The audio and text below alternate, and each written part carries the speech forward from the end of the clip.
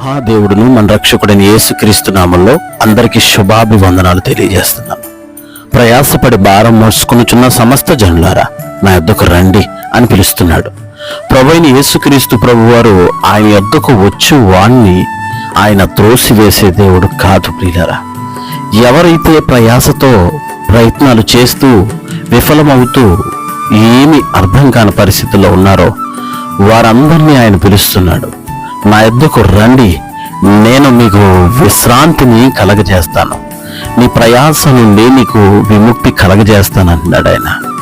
నీ హృదయమును ఆయన వైపు తిప్పి ఆయన ఉద్దేశాలలో నువ్వు నడిచినప్పుడు, ఆయనకు అప్పగించి నువ్వు పనిని తలపెట్టినప్పుడు ఆయన నీకు ముందుగా పోవచ్చు మెట్టగా ఉన్న స్థలములను సరళం చేస్తానంటున్నాడు.